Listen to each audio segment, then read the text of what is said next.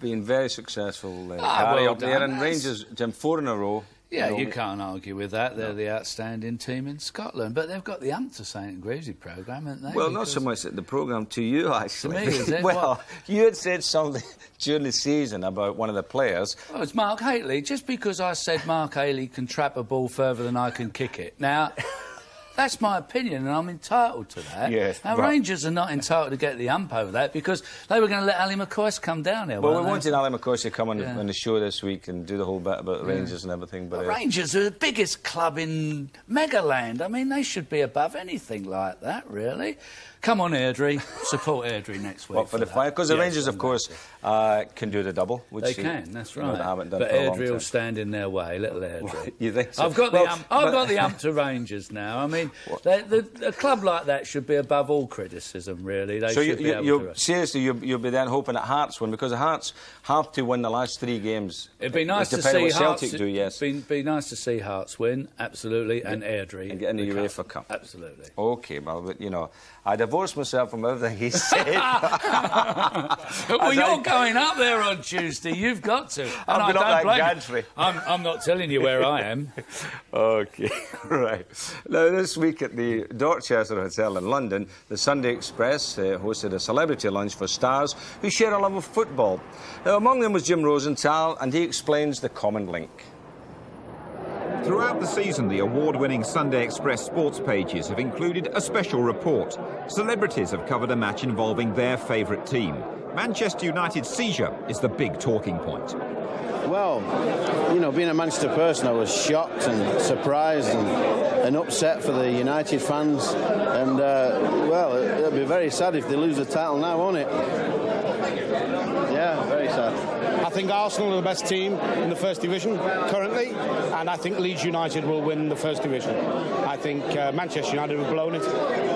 What do you feel has happened to United in the last couple of weeks? Nerves and bottle, and the absence of Robson. I think he's such a man in that club, you know, of the current club, you know, along with the legends of the past. But I think Robson makes that team play, calms them down, if you like, and his absence, I think, will prove very costly for them. Editor Yves Pollard had the idea of weekly celebrity reports that allowed famous supporters to write about their club, confirming these days it's fashionable to be a football fan. I think it's a wonderful game, just a wonderful game, because you never know what's going to happen. It's on this little pitch, the rules are very simple, the play is very simple, they just kick the ball to one another, and yet within those very simple things it's extraordinarily complicated. And then you become deeply attached to the team, and you go to bed worrying why Rocastle's lost form. And I can't believe it. I mean, there's all this going on. I've got a South Bank show to produce, I've got a novel, and I'm worrying why Rocastle lost form, and then you start to enjoy it. Enjoying the match is one thing. It's very different when you've got to find the recipe for an instant report. Horrendous. I mean, my husband, I must say, did most of it. But I found that if it had been like a goalless draw, maybe, you know, it might have been easier, but there were 3 goals and it was just all happening and it was awful. I couldn't be a football reporter for anything. It was really hard. Chelsea fan David Mellor is still buoyant after his party's big win. But it's been tough going at the Bridge. Difficult. With the Blues not coming as well through on the football pitch as they did in Westminster, I'm afraid. No, I mean, I think that everyone who loves Chelsea knows that on their day they can beat any team in the land, and on another day they could lose to any team, and I mean any team in the land. How committed a supporter are you? Oh, I'm very keen. I mean, I go to almost every home game and quite a number of away games. I mean, I'll be there on Saturday, hoping that we'll have a grandstand finish against the Arsenal, who've come into rather good form just lately. So I shall have my fingers crossed and my knees knocking, I'm afraid. Well, you know, I must say, Jim, I think they were some of the best reports I've ever seen. Well, in the they are. newspaper. I mean, Chelsea have got so many Tory supporters, they're going to privatise the trainer's bucket and sponge, you know. But I think those reports that they did probably are some of the best, you're quite right, Ian. Much better than, dare we say this, but, you know, I thought they were excellent. Excellent, much fairer than normal, no bias, superb. And they can't knock us saying we're finished next week. How can we get a bad press? Don't matter. We're finished. Okay, say what you like. That's it, tell them. That's right. All right, OK, well, at another lunch, there'll be a few lunches in London this week, the Football League demonstrated that they can still expect to command sizable sums of sponsorship income after the arrival of the Premier League. Exclusive news now of a major new deal from Gabriel Clark. Putting the family spirit back into the game has been high on the list of football's priorities in recent times. The first Jewson People Awards this week was clear evidence of that. In the last 2 years, Jewson have sponsored 73 different family schemes at 49 different clubs. Brentford and Walsall were named top family clubs in Divisions 3 and 4. The godfather of football chairman, Doug Ellis, had plenty to drink to when Aston Villa pipped Leeds to the Division 1 award. But the national title went to Second Division FA Cup finalist Sunderland. Alec King collected what everyone at Roker Park hopes will be the first of 2 trophies in the next 2 weeks. They make things work. I think it's a combination, a special chemistry up there. The club's part of the community, that's quite clear. It's very important. So the fans have something to do with that. But I think the club has gone out of its way to make sure that it makes itself attractive and open to those fans. That innovation includes the Roker Rover, a specially converted double-decker bus which takes Sunderland into the Wearside community. And Jewson and the Football League are determined to build on that. They've signed a £600,000 deal for the next 2 years. This is what the football game is about. Football is a game that depends on repeat purchase. It depends on customers coming back through the turnstiles time and time again. And that maybe you have to offer a little more than just what goes on the pitch for 90 minutes during the game. Well, I mean, that is wonderful news. £600,000 within the kitty. Amazing. And Doug Ellis ate and drank most of it. Yeah, of course. Good old Doug.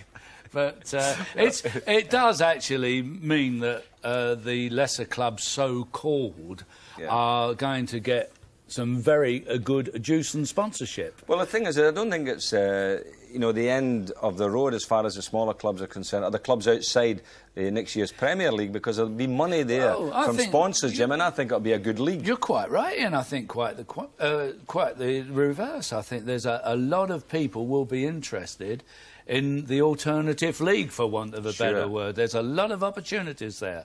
Super stuff. Great. Right. Now to our goal of the season competition for the little trophy here, and we're offering some great prizes if you can match our top 3 goals in order of merit.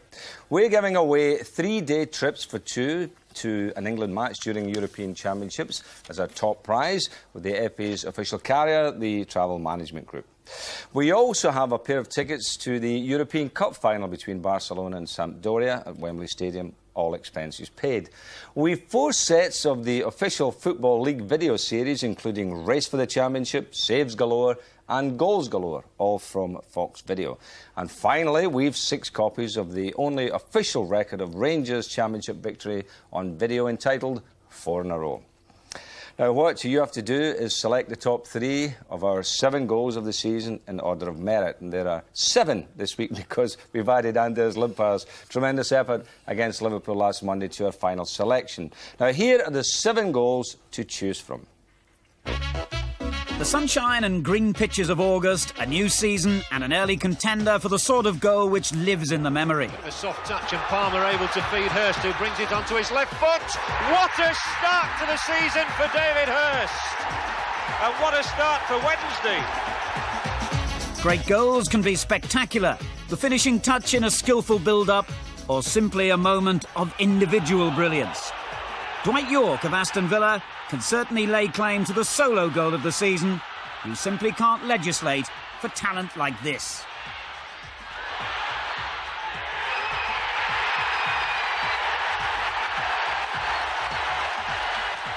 For quantity, there's no one to touch Gary Lineker. And for quality, Goals C must be one of the best by the Footballer of the Year. Spurs are clearly going to see plenty of the ball tonight.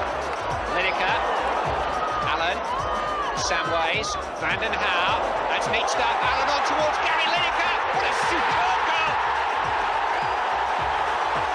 Oh, that's broken the ice. If Leeds United win the Championship, Lee Chapman's contribution will have been enormous. This effort, a classic of simplicity.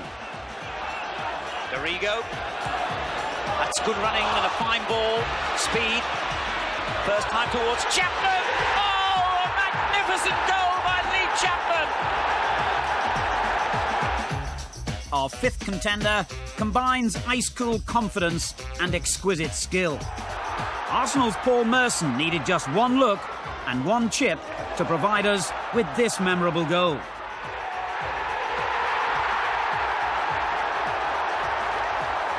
The Frenchman Eric Cantona has already become a folk hero to fans of Leeds United, and no wonder. Every kid on every park dreams of scoring a goal like this, and there's many a First Division player who sat back in disbelief at that moment of magic.